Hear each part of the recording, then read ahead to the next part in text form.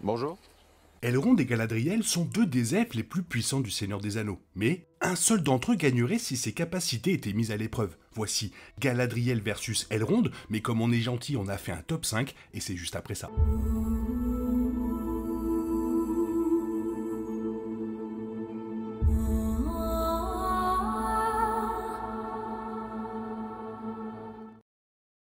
Les histoires de Tolkien regorgent d'anciens immortels habitant la Terre du Milieu, mais Elrond et Galadriel ont affronté certaines des plus grandes batailles avant le Seigneur des Anneaux et la quête de la communauté pour détruire l'unique. Dans les Anneaux de pouvoir d'Amazon, ils résistent au chaos du Deuxième Âge avec le retour de Sauron, et après les trilogies Le Seigneur des Anneaux et Le Hobbit de Peter Jackson, ils choisissent de naviguer vers les terres immortelles. Étant donné que les elfes vieillissent très lentement, Elrond et Galadriel semblent souvent n'être que des amis proches, alors qu'en fait Galadriel est la belle-mère d'Elrond. Il épousa sa fille, Celebrian, faisant ainsi la grand-mère de la Dame de Lorien, Arwen. Les deux elfes étaient fidèles l'un à l'autre dans leur jeunesse et leur amitié n'a fait que grandir à mesure que leurs liens familiaux se renforçaient. En tant que deux des elfes les plus importants dans toutes les adaptations des œuvres de Tolkien, à l'exception peut-être de Legolas le surfeur, les deux semblent être assez semblables en surface en termes d'aptitude au combat et de capacité magique. Mais leur véritable force réside dans des domaines différents, un seul des deux étant considéré comme supérieur.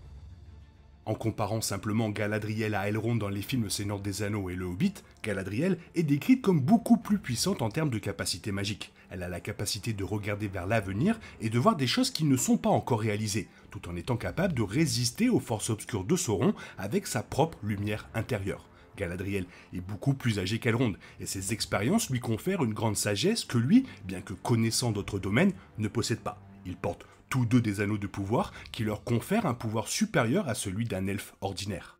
Avec Nenya, l'anneau d'eau, Galadriel peut protéger et préserver la beauté de Lothlorien. Elle est capable de percevoir la vérité dans le cœur des autres, en particulier s'ils entrent dans son domaine où elle est le plus en phase avec ses forces, comme elle le fait avec la communauté. Et elle peut aussi communiquer par télépathie, comme elle le fait avec Frodon. Ses capacités, qui impliquent souvent une exploration intérieure dans les films, indiquent qu'elle a appris de nombreuses leçons au cours de ses longues années de vie en Terre du Milieu, et qu'elle cherche à utiliser ses pouvoirs pour le bénéfice des autres. L'une des principales raisons pour lesquelles Galadriel est plus forte qu'Elrond vient de sa lignée qui est assez impressionnante. Galadriel est une elfe Noldorine, l'un des trois groupes distincts d'elfes qui se sont rendus autrefois à Aman dans l'ouest, et elle est la petite fille du haut roi des Noldor, Finwë. Son mariage avec Celeborn la relie aux Maillard par l'intermédiaire de Melian, qui épousa le parent de Celeborn, Elûthingol, et devint la reine de Doriath. Bien que le lien puisse être indirect, Galadriel bénéficie toujours d'une certaine influence auprès des elfes Sindarin. Les parents d'Elrond, Elendil et Elwing, tous deux demi-elfes, en sont venus à représenter l'union entre les elfes et les hommes et ont donné à leur enfant le choix d'être immortel ou humain. Et Elrond a choisi de vivre parmi les elfes. C'était un guerrier, un stratège, un leader et un guérisseur impressionnant, dont la foi dans les hommes a été mise à l'épreuve à de nombreuses reprises, mais est finalement resté inébranlable. Il reçut Vilya, l'anneau d'air, après que les anneaux de pouvoir aient été forgés par Celebrimbor, et il l'utilisa pour préserver Foncombe et protéger ses habitants du danger. Même s'il n'est pas aussi puissant que Galadriel, Elrond reste l'un des elfes les plus puissants de la Terre du Milieu. Non seulement il est considéré comme un leader parmi les elfes, d'autant plus que beaucoup se rendent sur les terres immortelles au Troisième Âge, mais de nombreuses races, dont les hommes, les nains et les hobbits, finissent par bénéficier de ses vastes bibliothèques et de ses connaissances personnelles. Foncombe est connu comme un centre de guérison pour les blessures et afflictions les plus flagrantes de la Terre du Milieu, et ce n'est que grâce à Elrond que Bilbon et Frodon Sake peuvent survivre aux effets du port de l'anneau unique pendant si longtemps ou d'être poignardés par l'arme Nazgûl. Contrairement à d'autres elfes éminents tels que Thranduil, le roi elfe de la forêt noire, ou son fils Legolas, le prince de la même forêt et archer expert, Elrond était encore plus puissant en raison de son implication lors d'événements clés de la Terre du Milieu et de sa possession d'un anneau de pouvoir. Même si Thranduil dirigeait le royaume des bois et figurait dans la trilogie Le Hobbit de Peter Jackson, il était reclus, tandis qu'Elrond quittait fréquemment Foncombe pour aider à combattre les hordes de Sauron. Les forces d'Elrond n'étaient pas aussi emblématiques, ni ses pouvoirs aussi fondamentaux pour se connecter à la Terre du Milieu comme Galadriel, mais sa réputation parmi les elfes était irréprochable.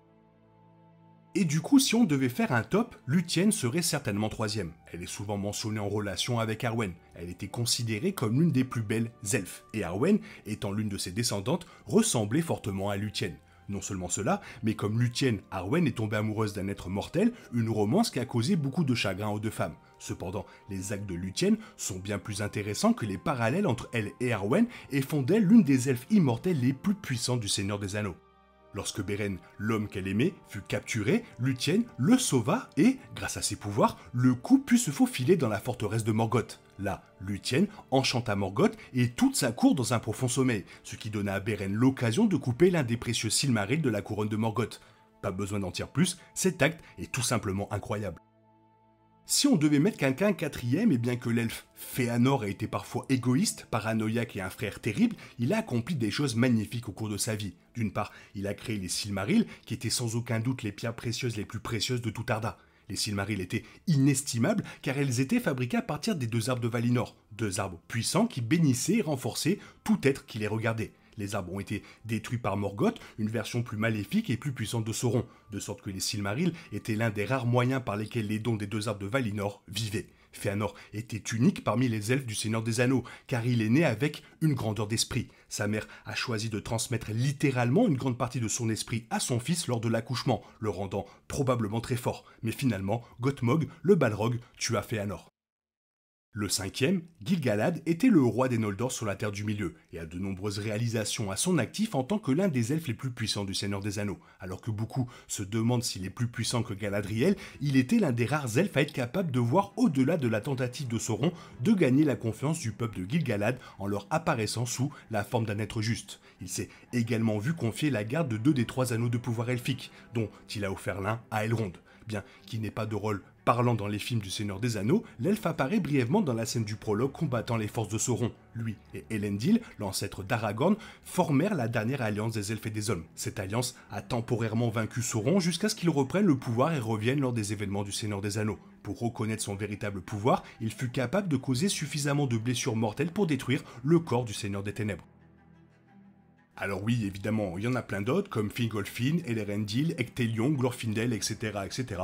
Toi, qu'est-ce que tu en penses? Fais-moi part de ton avis dans la zone commentaire. Sinon, il est temps pour toi de reprendre le cours normal de ta vie. Bien sûr, on se retrouve bientôt pour une nouvelle vidéo. Bisous bisous, bye bye.